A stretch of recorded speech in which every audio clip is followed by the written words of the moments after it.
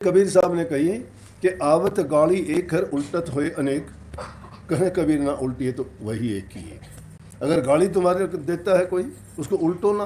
वो एक कहेगा तुम दो कहोगे, तुम दो कहोगे वो चार कहेगा, तुम चार कहोगे वो तुम्हें थप्पड़ मारेगा, तो वो थप्पड़ मारेगा, तुम लठ मारोगे वो लठ मारेगा, वो गोली मारेगा। खत्म कहानी। एक छोटी सी बात के कारण खराब हो गया काम। अगर उसको बुराई को रोकना, बुराई को शुरू में ही रोक दो, कुछ नहीं घटता। अगर कोई कहता है उसकी जबान गंदी होती है, तुम्हारी नहीं होती। कर्म करने वाले का कर्म बढ़ता है, तुमने कर्म नहीं बनाया। महात्मा बुद्ध से एक सवाल किया किसी ने, भिक्षुक और भिक्षुओं को क्या कहते थे कि घरों में जाके भिक्षा लेके अपना खाने पीने का काम करते थे। तो एक बार एक भिक्षुक ने जिक्र किया कि जब किसी के पास जाते हैं तो लोग क्या करते हैं, उल्टे सीधे भी बोलते हैं। बोले कि हाँ बोलते हैं। क्या करते हो उस टाइम में तुम उल्टे सीधे बोलते? बड़ा दुख होता है। बोले दुख ना किया। बोले क्यों? तुम्हें दुख होता है तो इसका मतलब तुमने स्वीकार कर लिया उसने जो दिया था। तो एक बार महात्मा बुद्ध खुद गए और उन्हीं को उल्टा सीधा बोलना शुरू कर दिया। वो उपदेश करते थे दूसरों को। ये होता है वाणी पढ़ना, लिखना और गुणना। जैसे सत्संग में आना, सुनना और गुणना है, उसी प्रकार से वाणी का भी। वाणी पढ़ते हो, लिखते हो और उसको सुनते हो तो उसको वाणी को अपनाओ, अपने जीवन में उतारो, उस पर चलो। महात्मा बुद्ध को घर की जो मालिकन थी वो कुछ का कुछ कहने लगी, उल्टी सीधी, तुम कमा के नहीं खा सकते, नौजवान हो, भीख मांगने के लिए चल दिए। मेहनत करते हुए आदमी को बड़ा परेशानी होती है, मांगने में परेशानी नहीं आती। जब ऐसी वैसी बातें की, चुप हो गए। उल्टी सीधी जब बोलने लगे, बोले आके अपने भिक्षुओं में कहा कि जब तुम्हें कोई भिक्षा देता है, तुम लेके आते हो, भिक्षा में तुम्हें कोई उल्टा सीधा बोलता है, गालियां देता है, आदमी अपने ऊपर जब बीतती है, जब उसको समझ के दूसरों को उपदेश करता है, जिसके साथ घटित नहीं होता वो उस बात का महत्व नहीं समझता। और उन बातों को समझने के बाद तुम्हारी ज़िंदगी में जो घटनाएं फिर होती हैं ना, फिर तुम्हें उनका अर्थ समझ में आता है कि हाँ उस बात का बड़ा मूल्य था, कि वाकई में वो वचन सत्य था। जब तक आदमी के पीड़ा नहीं होती, जब तक ऐसा वाकया उनके साथ नहीं गुजरता, तब तक वो समझता नहीं है। समझता कब है? जब इंसान के साथ वो घटना घटती है, गुजरती है, होती है। कहने लगे जब तुम्हें कोई भिक्षा देने के लिए आता है, तुम भिक्षा अगर उसकी नहीं लो तो भिक्षा किसकी हुई? बोला ये जो देता है उसकी हुई, हम नहीं लेंगे तो क्या करें, वापस ले लेंगे अपने। तो इसी तरह से तुम्हें अगर कोई गालियाँ देता है, बुरा भला कहता है, तुम वो भी स्वीकार ना किया करो, तुम ना लिया करो, वापस उसी को जाके लगेंगी।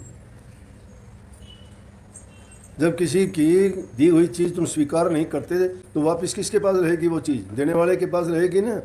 जो दो तुम्हें मंदा बोलता है, कोई उल्टा सीधा वचन बोलता है, तुम स्वीकार ना करो। तुम स्वीकार नहीं करोगे, वापस उसी के पास जाएगी। इसलिए वाणी सिर्फ सुनने के लिए नहीं होती, वाणी जिंदगी अपनाने के लिए होती है। उन वाणियों को गौर करके समझो। कोई भी चीज़ ऐसी नहीं है जिसका कोई मूल्य ना हो। एक मिट्टी के कण का भी मूल्य है।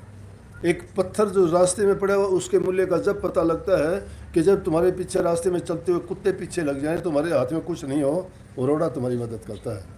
उठाते हो कि नहीं? उसका भी मूल्य बन जाता है उस टाइम में। जो उसका मूल्य होता है वो किसी चीज़ का नहीं है। तो हर चीज़ यहाँ मूल्यवान है, लेकिन हम उसका तोल मोल करना समझते नहीं, जानते नहीं। उसको करने के लिए इंसान को हर समय अपनी बुद्धि से सोचना चाहिए। सिर्फ नाम का लेना, नाम का जपना भक्ति नहीं है। भक्ति का मतलब भी अपने जीवन को बदल देना है। जब तक बदलोगे नहीं ना, उसी रास्ते पे चलते हो, तुम दुनियादारी की रीस करते हो। एक आदमी चल पड़ा, उसी रास्ते पे तुम चलते हो। एक बोलता है वही तुम बोलना शुरू कर देते हो। तुम्हारी क्या सोच है उसमें? तुमने क्या दिया है उसमें? लकीर के फ़कीर बन के किसी ने दिया वही मान लिया। अगर नेक बात है, अच्छी बात है, जिससे तुम्हें सुख प्राप्त होता है, जो बात सुख दे उसको ज़रूर अपनाओ।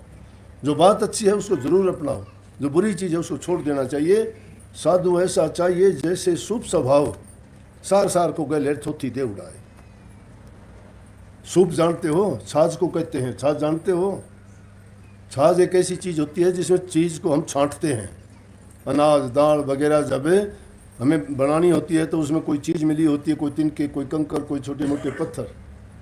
मिले होते हैं कि नहीं, कोई और दूसरे अनाज का दाना भी मिला होता है, और जब उसको संवारना होता है तो हम उसको जब साज में लेके फटकारते हैं तो सार मतलब असली दाना तो दाल का पीछे रख लेते हैं, जो बेकार की चीज़ होती है उसको छोड़ देते हैं।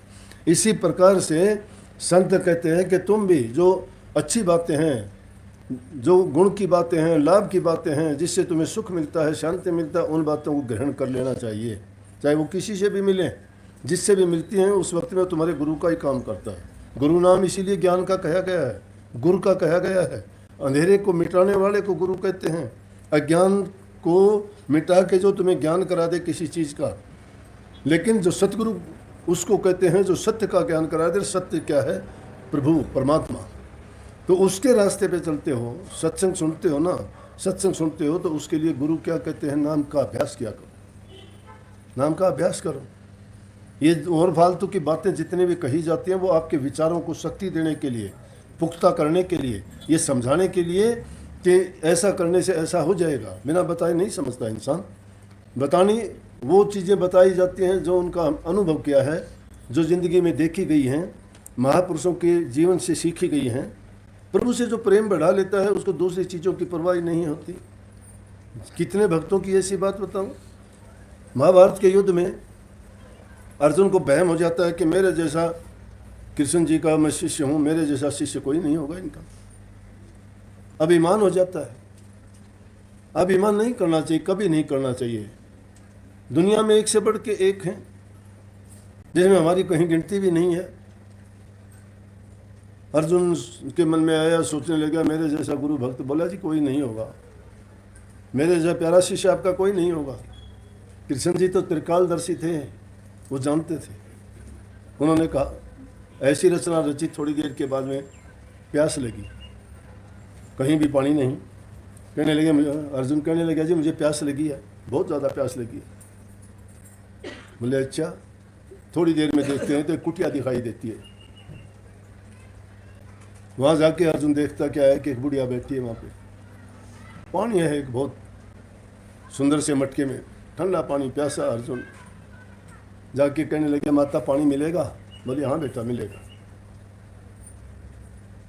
ज्यों ही उस कुटिया के अंदर झांक के देखा अर्जुन ने, वहाँ पर 3 तलवारें टंगी हुई, एक छोटी, एक मध्यम और एक बड़ी तलवार।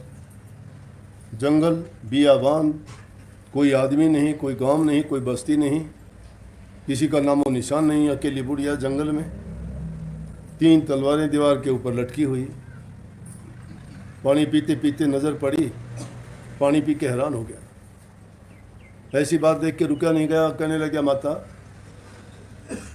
मुझे बताओ कि यहाँ तो कोई है नहीं, कोई आदमी नहीं, आप तो अकेले हो? हाँ बोली बेटा अकेले हूँ। बोले तलवार किस लिए है?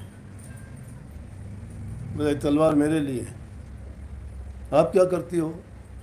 बोले ये मेरे बहुत काम आएंगे, मैंने रख रखी। किस लिए? प्रभु प्रेमियों की बात है, ये उनके इस विश्वास की बात है। अपनी जान से भी प्यारा जब कोई किसी को मान लेता है, जब भक्ति का रूप समझता है। अब हम तो मतलब के लिए तो परमात्मा को याद करते हैं, मतलब के लिए गुरु को याद करते हैं। अच्छा होता है जब तक हमारा अच्छा होता है, थोड़ा बुरा होगा तो छोड़ दो गुरु को। गुरु ने ये नहीं किया हमारा, गुरु ये काम कर सकता था, हमारा क्यों नहीं किया? अरे गुरु जब तुम और काम करने लगते हो गुरु से पूछ के करते हो क्या सब कुछ? जब ज़रूरत पड़ती है तब तो गुरु को याद करते हो, जब ज़रूरत नहीं होती तो खुद बादशाह बन जाते हो, खूब अपनी मर्जी से काम करते हो। फिर गुरु कहाँ का दोषी हो गया? और गुरु जिस मतलब के लिए किया जाता है वो बात तो तुम्हें याद भी नहीं, समझ में भी नहीं। गुरु है तुम्हारे कल्याण के लिए, तुम्हारी मुक्ति के लिए, तुम्हारी जीव आत्मा को जो है निज देश में पहुंचाने के लिए, ये दुनियादारी के झमेले और झगड़े के लिए नहीं। तुम खोटे मंदे कर्म करके पाप कमा के फिर कह दो गुरु ने कि गुरु मेरे पाप धो देगा। गुरु तुझे तरीका तो बताता है, धोले तो खुद नहीं धो सकता, फिर गुरु से कैसे आस रख सकते हो? गुरु करता है तुम्हारे काम, उनको तो जानते ही नहीं गुरु से क्या काम करना है। अरे ये तो ऐसा है कि हीरे जवाहरात के व्यापारी के पास जाके तुम गाजर मूली की सब्जी मांगते हो कि मुझे गाजर मूली दे दे। संत हीरे जवाहरात के व्यापारी होते हैं, उनके पास जो जाता है जी उसको मालो माल हो जाते हैं। वो जो चीज़ें देते हैं उसको तो हम मानते नहीं, वो मुक्ति का दान देते हैं। वो जीव का अज्ञान मिटा के उनको सामने प्रत्यक्ष दिखा देते हैं कि देख तेरा जीवन क्या है। लेकिन जो जानना ही नहीं चाहता, जो अपनी मस्ती में मस्त रहता है, अपने झूठे संसार को, झूठे लोगों को, झूठे मित्रों को, झूठे परिवार को, झूठी चीज़ों को, संसार के पदार्थों को अपना मान के बैठ गया, जबकि इसके नहीं वो खिसक जाते हैं, एक एक करके सब छूट जाते हैं। ना किसी का धन साथ देता, ना माँ बाप साथ देते, ना भाई बंधु साथ देते, ना स्त्री बच्चे साथ देते। एक अकेले रहते हो, कोई भी हो चाहे, तुम्हारी रूह अकेली है, कोई साथी नहीं। साथी है तुम्हारा अगम का साथी सतगुरु है, जो तुम्हें भेद दे के उस मालिक से जोड़ने का काम करता है। उस बात को नहीं मानते। कहने लगे माता 3 तलवार किस लिए फिर? बोले ये छोटी तलवार है ना। बोले हाँ। मिला ये तो नारद नालायक के लिए है। नारद को ऋषियों में महर्षि कहते हैं, सब ऋषियों से ऊंचा मानते। वो कहती है सर नारद के लिए है ये, उसकी गर्दन काटूंगी इससे। तो बोला क्यों? बोला आराम नहीं करने देता प्रभु को, रात दिन करता रहता है। क्या बोलता है? नारायण नारायण नारायण नारायण। ना सोने देता है, ना खाने देता है, ना पीने देता है। प्यार उसका प्रभु के कामों में कोई दखल नहीं दे सकता, लेकिन उसका प्यार कहता है कि प्रभु मेरे हैं, और उसको कोई कष्ट और दुख देता है मैं बर्दाश्त नहीं कर सकती। उसमें है स्वार्थ, लेकिन वो स्वार्थ किस चीज़ का? ये देखिए, कोई संसारी पदार्थ का नहीं। उसने अपने हृदय को, अपने मन को, अपने रूह को प्रभु से जोड़ा है, और प्रभु को अपना ही मानना है, दूसरे का नहीं मानती। कहती है कि वो अगर मुझे मिल गया, मेरे उस प्रभु को इतना दुख देता है, उसको खाने पीने बैठने उठने तक का टाइम नहीं छोड़ता, उसकी गर्दन काटूंगी इससे। अर्जुन डर गया कि कभी तेरे पर भी बात ना आ जाए। और बोले बीच वाली? बोला बीच वाली द्रौपदी रांड के लिए है। बोले अगर वो नंगी हो जाती उसका कुछ बिगड़ना था? जब नंगी करने लगे उसको, दुशासन उसकी साड़ी खींचने लगा, उसको नालायक को शर्म नहीं आई कि प्रभु आराम कर रहे थे और उनको उस टाइम में याद करके कहा कि मेरी लाज बचाओ। क्या हो जाता उसका? उसके लिए श्री कृष्ण जी ने आव देखा ना ताव देखा, और वहीं से भागे उस, और उनकी लाज बचाई, उसकी साड़ी खींची। बोली वो मुझे अगर कभी मिल गई ना तो उसकी गर्दन काटूँ। और तीसरी के बारे में पूछना बंद कर दिया उसने। फिर हिम्मत नहीं हुई मैं पूछूँ या नहीं पूछूँ। फिर बोली और ये तीसरी बताऊँ किस लिए? बोले हाँ, ये तीसरी है अर्जुन नीच के लिए, जो प्रभु को रथ का रथवान बना के आप लाट साहब बढ़ के बैठे और वो रथ को हाँकते हैं। वो अगर मिल गया ना तो उसका वध करूंगी इससे। तो याद हो वो बड़े उससे गया था और नीची गर्दन कर ली, कभी पहचान ना ले रही तलवार तेरे ऊपर, अभी से वार ना कर दे। तो प्रभु के जो प्रेमी हैं उनकी बड़ी अजीबोगरीब बात होती है। वो इतने सवाल अपने उसको अपना मान लेते हैं, वो सोचते हैं कि सिर्फ तेरे हैं, किसी के नहीं। मीरा जी नहीं कहती कि मेरे तो प्रभु गोपाल हैं और किसी के हैं ही नहीं, मेरे हैं, किसी के नहीं है। तो प्रभु के साथ नाता जो जोड़ते हो ना, ऐसा अटूट नाता जोड़ो, उनके रूप हो जाओ, उनके गुणों का अनुसरण करो, वो जो बातें बताते हैं उनके अपने जीवन में उतार के देखो। अगर तुम्हें हानि होती है तो होने दीजिए, चिंता ना करो। ये चिंता ना करो मेरी हानि होती, नहीं होगी तुम्हारी हानि। जिस प्रकार से फोड़ा होने पे डॉक्टर तुम्हें चीरा लगाता, डरते हो कि मुझे दर्द होगा, लेकिन तुम्हारा इलाज हो, इलाज करता है। तुम्हें दर्द होगा तो भी वो उस दर्द को ठीक करेगा। इसी प्रकार से जब बुरा वक्त आता है कभी, तो ये चिंता करने की जरूरत नहीं, या तो हमारा कोई पिछले किया हुआ कर्म है वो पूरा हो रहा है, उसका इलाज हो रहा है। ये जीवन में छोटी मोटी घटनाएं आती रहती हैं, सबके साथ होती हैं। जब शरीर रखा है तो इसमें कभी बुखार, कभी जुकाम, कभी खांसी, कभी और पीड़ा, शरीर में दर्द होता है तो घबरा जाते हैं। क्यों होता है ये? जिस दुनिया में हम रहते हैं उसमें पांचों तत्व का जब संतुलन खराब होता है ना, कभी कमोबेश हो जाता है शरीर में, कभी कोई चीज़ कम होगी या कभी किसी चीज़ की बढ़ोतरी हो जाती है तो हमें पीड़ा होती है। हर चीज़ यहाँ संतुलित है। अगर थोड़ा सा भी संतुलन इस सृष्टि का बिगड़ जाए तो 1 मिनट में सब बर्बाद हो जाएगा। हमारा शरीर भी संतुलित रहना चाहिए कि इसको कितना पानी की ज़रूरत है, कितनी अन्न की ज़रूरत है, कितनी हवा की ज़रूरत है। ये पांचों तत्व हमारे, कितनी अग्नि है इसमें। अगर वायु नहीं हो तो हमें सांस नहीं आएगा, अगर जल नहीं होगा तो प्राण वैसे ही निकल जाएंगे। नहीं कहते कि प्यासे के प्राण निकले जा रहे हैं, कहते हो कि नहीं? तो अगर जल नहीं होगा तो प्राण निकल जाएंगे, हवा नहीं होगी तो प्राण निकले, जल नहीं मिला तो प्राण निकलेंगे। अगर जठा अग्नि नहीं हो तो कुछ हजम नहीं होता। जिसको कुछ हजम नहीं होता तो उसका शरीर में कुछ नहीं बनेगा, रोग लग जाएंगे। और रही मिट्टी की बात, मिट्टी का तो सब ये बना हुआ है। इसीलिए इंसान जब चोला छोड़ता है तो कहते हैं कि 5 तत्वों में विलीन हो गया, मतलब इसमें 5 तत्व थे, लेकिन इन 5 तत्वों के बीच के अंदर जो चीज़ रहती है वो गुप्त वस्तु है। वो गुप्त वस्तु हमारी रूह है, उसको सूरत कहते हैं, आत्मा कहते हैं। उसकी कहानी है, ये कहती है सजन घर कैसे जाऊं मेरी मैली चुनरिया, कि दुनिया में रह के मैंने नेक काम नहीं किए। और नेक कामों में जब घर में नेकी करना सीखोगे, अच्छे काम करोगे, 3 तरह से काम करोगे आप, शरीर से करोगे, जबान से करोगे और मन से करोगे। हमारे शास्त्रों ने तो इसको कहा भी है। और वैसे भी कहते हैं कि इस शरीर से सेवा करो, तन पवित्र सेवा किए और धन पवित्र किए दान, मन पवित्र हरि सुमन से त्रिविध हो कल्याण। तुलसी संसार में 5 रत्न है सार, संत मिलन 3 रत्न है सार, संत मिलन, नीवा चलन और करुणा परोपकार। संतों का मिलन एक, संत और नीवा चलन, एकदम नीवा मतलब बहुत ही दीन अधीन बन के रहना। और करना परोपकार, अगर करना है तो परोपकार करो, दूसरे की भलाई करो, जिसकी मदद कर सकते हो तन से, मन से, धन से दूसरे की मदद करोगे तो वो भी जिसकी मदद की है खुश दिल से तुम्हें आशीर्वाद देगा। आपको भी अच्छा करने के बाद में बहुत अच्छा महसूस होगा, खुशी महसूस होगी कि मैंने नेक काम किया। नेक काम करने वाले का कभी बुरा नहीं होता, नतीजा उसको अच्छा मिलेगा उसका, क्योंकि कर्म जो भी करता है कर्म का परिणाम बन जाता है। नानक साहब ने ग्रंथ में लिखा है, उन्होंने लिखा है भाई अगर शरीर तुम्हारा मैला हो गया तो जल से साफ कर लो, अगर तुम्हारे वस्त्र मैले हो गए हैं तो साबुन सोडा लगा के साफ कर लोगे, अगर तुम्हारा मन मलिन हो गया तो उसको साफ करने का तरीका क्या है, किससे? ना उस जल से साफ होना, ना सोडा साबुन से साफ होना, और ना ही उसको टो पाओगे वहाँ कहाँ बैठा है। तो उन्होंने कही भरिए हाथ पैर तन दे पानी धोते उतर सीखे, पानी धोते उतर सीखे के माने गंदगी। हाथ पैर अगर मलिन हो जाते हैं पानी के धोने से उनकी खे उतर जाती है, गंदगी साफ हो जाती है। मूत पलीती कपड़ होए ले साबण वो लइए धोए, अगर कपड़ों में पेशाब का दाग धब्बा पड़ जाए, किसी और चीज़ का दाग धब्बा पड़ जाए, उसको साबण लेके धो लो, साफ हो जाएगा। हुई है मति पापों के संगो धोपे नामे के रंग। तुम्हारी मति, तुम्हारी बुद्धि जो मलिन हो चुकी है वो किससे धोएगी? वो नाम से धोएगी। नाम के बिना और कोई तरीका नहीं है। ये 4 दिन की चांदनी है, उसके बाद में सब कुछ आपको सुना सुना लगेगा।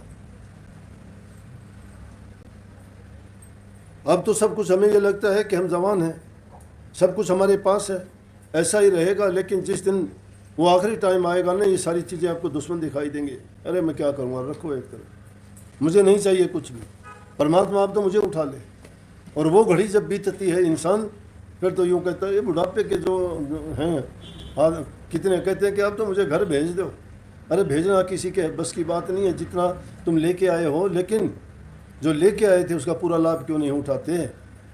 जो बचा हुआ भी है तो उसको कम से कम उसका तो सदुपयोग कर लो। कहते हो अब बुढ़ापा आ गया क्या करने? इसीलिए नौजवानों के लिए शिक्षा है। बच्चे हो तो समझ नहीं है, कुछ नहीं कर पाओगे, बूढ़े हो तो करने लायक नहीं रहोगे। तो बीच का समय, बीच का समय कैसे? एक महात्मा बैठा हुआ था पास में और 2-4 आदमी बैठे थे। महात्मा ने देखा 3 स्त्रियां जा रही थी। तो महात्मा तो हमेशा किसी भी चीज़ को देखते हैं, कोई भी घटना घटित होती है उसमें अच्छा ही ढूंढते हैं। जिस इंसान के जैसे विचार होंगे वो जैसा भी देखेगा ना, अच्छी चीज़ को भी बुरी बना देगा। जिस प्रकार से गंदगी की मक्खी अगर वो गंदगी से उठ के अगर शहद पे जा बैठे उसमें भी गंदे कीटाणु छोड़ देगी, विषाक्त बना देगी अच्छे भोजन को भी। लेकिन जिनके अच्छे गुण हैं, अच्छी सोच है, मधुमक्खी जैसे होते हैं। मधुमक्खी शहद को इकट्ठा करती है, बनाती है, खाती है, मस्त रहती है, और ना उसकी पैरों पे लगती, ना उसके हाथों पे लगते, ना मुंह पे लगते, ना पंखों में लगती, उड़ जाती है। फूलों से लाती है वो शहद इकट्ठा करने के लिए, फूल की शोभा नहीं बिगाड़ती। नेक इंसान को ऐसा होना चाहिए, जहाँ कहीं भी जाए उस मधुमक्खी की तरह से अपने अच्छे गुण बखेरे। जिसके पास जाए उसको खुशी दे, आनंद दे, जबान से मीठा बोले, व्यवहार अच्छा करके दिखाए, सच्चाई के रास्ते पे चले, हित करे जितना हो सके।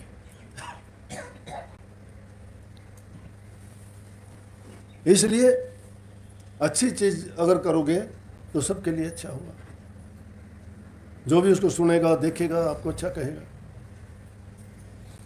अब हम क्या करते हैं, हम तो बुरी चीज़ को तो उसी टाइम बुरी चीज़ को देखते हैं, उसी का गीत बना लेते हैं किसी को अपने आप जाके, अरे हमें उससे क्या मिलेगा। जैसी बातें अपने हृदय में भर लोगे वो तो हमने गंदगी इकट्ठी कर ली। अब गंदगी इकट्ठे करने का, जिसमें रूह वास करती है, जिसमें परमात्मा वास करता है, और उसमें गंदगी इकट्ठी करोगे तो भला कैसे होगा। मंदिर में गंदगी रखते हो क्या। मन मंदिर तन भेष करन घटी तीर्थ नावा, एक शब्द मेरे हृदय बसत बहुड़ जन्म नहीं आवा। मन मंदिर है, ये परमात्मा का वास करने वाली चीज है, रूह इसमें बहुत पवित्र है।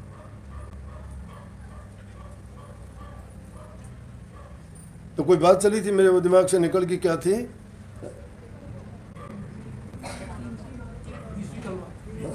हाँ?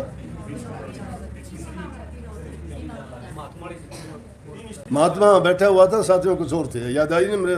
फिर कहते कि भाई वो बात बीच में छोड़ दी, क्योंकि कई बात जब चल जाती है तो वो पीछे रह जाती है।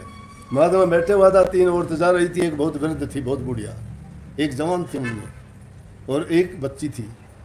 देख के महात्मा कहने लगे, ओ बोला अगली के ना पिछली के, कुर्बान जाऊं बिचली के। बीच में लोग बैठे थे, कहने लगे महात्मा जी शर्म नहीं आती आपको, इतनी उम्र होगी, महात्मा का वेश है, भक्ति की बात करते हो, और औरतों को देख के क्या बोलते हो कि अगली के ना पिछली के। आगे आगे बुढ़िया थी, बीच में जवान थी, पीछे बच्ची थी। बोला कहता है कि अगली के ना पिछली के, कुर्बान जाऊं बिचली के। बोला यही तो मूर्खता की बात आप लोग समझते नहीं कि देखो ये 3 उम्र के संदेश दे रही हैं कि बच्ची है, ये नादान है, इसको तो पता ही नहीं जीवन क्या होगा क्या नहीं, अभी शुरुआत ही नहीं हुई है। ये बुढ़िया है, ये कुछ करने लायक नहीं रही अब, इसका मन नहीं टिकने देगा, शरीर इसका जवाब दे जाएगा, दुख दर्द पीड़ा होंगी। अब उस दुख को याद करेगी या प्रभु को याद करेगी। एक है बीच में, जवान उम्र है, ना इसको दर्द है ना पीड़ा है, अच्छी तरह जानती है, सोच है, विचार है, ख्यालात है, हर चीज़ को समझ सकती है, इसलिए मैं इसके कुर्बान जाऊं। मतलब बीच की उम्र इंसान कर सकता है, उसका फ़ायदा उठाना चाहिए। इंसान की ज़िंदगी पर थी ये बात कि ना बचपन में कुछ कर पाओगे, ना जवान बुढ़ापे में कुछ कर पाओगे। जवानी का वक्त तुम्हारे पास है, उसको व्यर्था ना गवाओ। इस समय में जो तुम करना चाहते हो वही कर लेते हो, जो बनना चाहते हो वही बन जाते हो। कोई वकील बन जाता है, कोई पुलिस में अफसर बनता है, कोई सेना में बनता है, कोई बिजनेसमैन बनता है, कोई इंजीनियर बनता है। किस में जवान उम्र में बच्चा तो नहीं बना ना, बुढ़ापे में जाके तो नहीं बने ना, जवान उम्र में। तो इसमें अगर भक्ति भी करेगा तो भक्ति करने वाला भी इसी उम्र में कर सकता है। इस उम्र में सोच समझ के वो अपने आप पर संयम रख के, तप करके, साधना करके, विचार पवित्र करके, विषय विकारों से बच के, अच्छे गुणों को अपना के, किसी महापुरुष की खोज करके, उनकी सेवा स्वरूपा करके, उनको प्रसन्न करके, उनसे वो आशीर्वाद प्राप्त करे और वो नाम की दीक्षा लेके उस नाम की कमाई करे। जब उनकी रहनुमाई में, उनके संग में रह के और उनसे वो ज्ञान प्राप्त करके करनी करेगा तो इसी जीवन में वो मुक्ति धाम में पहुंच जाएगा। जीते जी अपने रूह को स्वतंत्र करवा लेगा, इस काल की जेल से बचा लेगा, छुटा लेगा। सहज रास्ता है। आज के युग में संतों ने जो भक्ति को जितना सस्ता किया है ना, इतना कभी नहीं था। कलयुग की ये महिमा है। कलयुग को बुरा कहते हैं, मैं तो कहता हूँ कलयुग के समान और युग कभी नहीं आना। कलयुग में संतों ने इतना खुला कर दिया जीवों के लिए कि वो अपने सारे कार्य करते हुए, संसार के सभी सुखों को भोगते हुए भक्ति कर सकते हैं, अपना कल्याण कर सकते हैं, कोई बाधा नहीं। तो कभी भी हमें ये नहीं सोचना चाहिए। हाँ, ये चिंतन जरूर करना चाहिए। कभी जब फुर्सत मिले तो सोचना, जो जैसा काम करता है, क्या मैं ये काम जो कर रहा हूँ, ये काम के साथ साथ क्या मुझे जो करना चाहिए वो करता हूँ कि नहीं करता, क्या ये मेरा साथ देंगे नहीं देंगे। ज़रूरी है कि हमने जो ज़रूरत के काम है करने चाहिए, ईमानदारी के साथ, सच्चाई के साथ, किसी का दिल ना दुखा के, किसी से कपट धोखा छल नहीं करके। हमें 2 रोटी चाहिए पेट पालने के लिए, शरीर को जिंदा रखने के लिए। बाकी तो इस शरीर को अगर आपने कुर्डी बनाना है तो अलग बात है, कोई बात नहीं सुनना। तो पंजाबी में एक कहावत है जो नहीं सुनते उनके लिए, वो कहें रूढ़ी का खोता रूढ़ी ते खलोता, रूढ़ी नहीं मुकनी तेरी जान नहीं छुटनी। इसका मतलब गधा। गधा, रूढ़ी कहते हैं कुर्डी को, कुर्डी जहाँ गंद डालते हैं वो कहते हैं रूढ़ी दा खोता, रूढ़ी दा खोता के कुर्डी में खड़ा होने वाला गधा जो गंदी बातों गंदे कर्म करता है, गंदगी की बात सुनता करता है, खोता है वो। अरूढ़ी दा खोत्या, अरूढ़ी ते खलोत्या, और कुर्डी पे तू खड़ा है, क्यों खड़ा है? तेरे पर लादी जा गिरेंगे दूर जाके। रूढ़ी नहीं मुकनी, तेरी जिंद नहीं छुटनी, या खत्म को नहीं हो, तेरी जिंदगी जो है गोबर ढोते ढोते बीतेगी। इसलिए जो इंसान सोच समझ के साथ अपने जीवन को नहीं बिताते, अपना टाइम अच्छे नेक कामों में नहीं लगाते, तो समझो कि उनका जीवन तो ऐसे पशुओं की भांति है। काम भी करते हो लेकिन जीवन बर्बाद गया। जब समझ आती है तब तक वो वक्त गुजर चुका होता है, अवसर हाथ से निकल जाता है ना, फिर वो लौट के कभी नहीं आता। समय की कदर करो। जो इंसान समय पर काम नहीं करता, समय पर सोया करो, समय पर जगा करो। ब्रह्म मुहूर्त का समय भक्ति करने के लिए सबसे अच्छा समय है। 3 साढ़े 3 बजे ज़्यादा नहीं। गृहस्थी लोगों 3:30 के बाद सोना नहीं, 3:30 के बाद उठ के कुल्ला पानी करके अगर स्नान करते हो तो बहुत अच्छा, नहीं करो तो ये कोई आडंबर नहीं है। कुल्ला वगैरह करके भी शुद्ध मन से अगर जो प्रभु के नाम में चाहे तुम थोड़ा समय लगाओ, लेकिन मैं कहता हूँ थोड़ा समय भी लगा दोगे तो उस टाइम में इतना शांत वातावरण होता है, सारे के सारे देवताओं से, प्रभु से उस वक्त में जो आशीर्वाद मिलता है आपको, ऐसा कोई वक्त नहीं होता। वो देवताओं का समय कहते हैं, महात्माओं का समय कहते हैं, साधकों का समय कहते हैं। ये दुनिया की ची पी शोर शराबे, उसके बाद में तो दिन उदय होने के बाद में सब लोग कामों में लग जाते हैं, तो ये वातावरण में बहुत प्रकार की दखल जो शुरू हो जाती हैं, फिर हमारा मन नहीं टिक पाता। मन को टिकाने के लिए वो सबसे उत्तम समय शांत वातावरण का। उस टाइम तो देखोगे, अरे जीव जंतु भी प्रभु को याद करते हैं सुबह उठ के। पेड़ पौधों पे उनका कलरव सुना करो, कितनी मीठी आवाज़ में बोलते हैं। उनकी भाषा हम नहीं समझते, लेकिन गौर किया करो, प्रभु को याद करते हैं। उनको बेचारों को हालांकि वो गुण नहीं दिए, लेकिन जो भी उनको गुण प्राप्त हुए फिर भी प्रभु का गुणगान करते हैं कि प्रभु आपने हमें ये जन्म दिया, बहुत अच्छा, कितनी अच्छी सुबह है, ये दिन का उदय हुआ है, प्रकाश हुआ है, अंधेरा गायब हुआ है। उनका इसी प्रकार से उसका गुणगान करते हैं कि आपने हमें अच्छा जीवन दिया। लेकिन इंसान को तो सब जीवों से उत्तम प्राप्त हुआ है, इसलिए सब कामों को छोड़ के अपने मन को भक्ति में लगाया करो। गुरु की टेक नहीं, नाम जप्या नादान किया और करता सेवा नेक नहीं। दास कंवर के बिना दीनता मिटते कर्म की लेख नहीं। सुनते आए थे सदा यहाँ की साच को आज नहीं लगती, ऐसी घड़ी अब बीत रही है, साच की एक नहीं। पाप जुल्म बहुत फैल गया है, झूठ यहाँ भूल बढ़ती।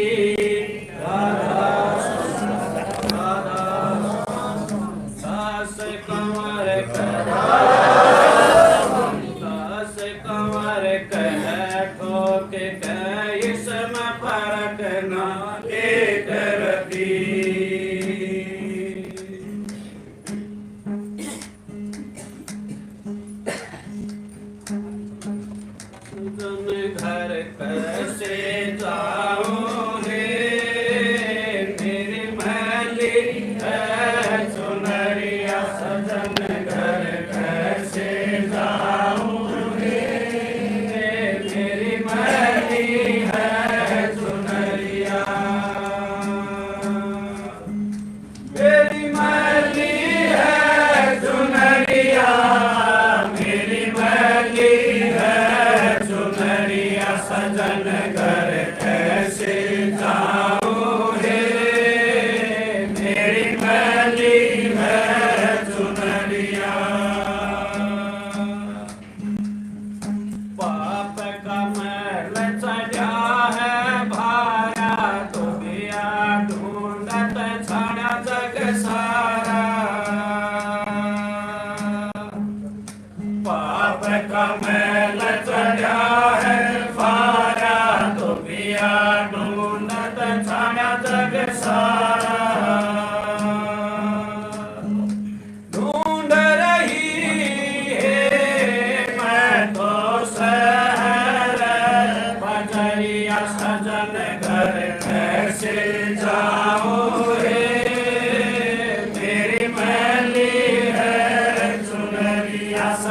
सजन घर कैसे जाऊं हे मेरी मैली है चुनरिया मेरी मैली है चुनरिया मेरी मैली है चुनरिया सजन घर कैसे जाऊं हे मेरी मैली है चुनरिया मन पापी ने जय अंगड़ाई मन पापी ने जय अंगड़ाई विषय वासना में खो दिखाई विषय वासना में खो दिखाई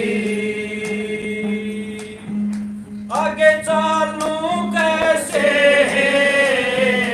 नहीं आवे नगरिया सजन घर कैसे जाओ रे मेरी मैली है चुनरिया सजन घर कैसे जाओ रे मेरी मैली है चुनरिया मेरी मैली है चुनरिया मेरी मैली है चुनरिया सजन घर कैसे जाऊं रे मेरी मैली है चुनरिया उठे तड़प में भीगल डोलूं उठे तड़प में भीगल डोलूं सुने न कोई मैं किससे बोलूं सुने न कोई मैं किससे बोलूं हंसी कर सहेली सहेली सगड़िया सदन घर कैसे जाऊं रे मेरी मैली है चुनरिया सजन घर कैसे जाऊं रे मेरी मैली है चुनरिया मेरी मैली है चुनरिया मेरी मैली है चुनरिया सजन घर कैसे जाऊं रे मेरी मैली है चुनरिया जब चलने की करो तैयारी जब चलने की करो तैयारी कुल कुटुंब से तोड़ के यारी कुल कुटुंब से तोड़ के यारी मोह पापी खच मेरी पकड़ चदरिया सजन घर कैसे जाऊं हे मेरी मैली है चुनरिया सजन घर कैसे जाऊं हे मेरी मैली है चुनरिया मेरी मैली है चुनरिया मेरी मैली है चुनरिया सजन घर कैसे जाऊं हे मेरी मैली है चुनरिया सतगुरु तारा चंदन दया फरमाई सतगुरु तारा चंदन दया फरमाई डोबिया बन के भट्टी लगाई डोबिया बन के भट्टी लगाई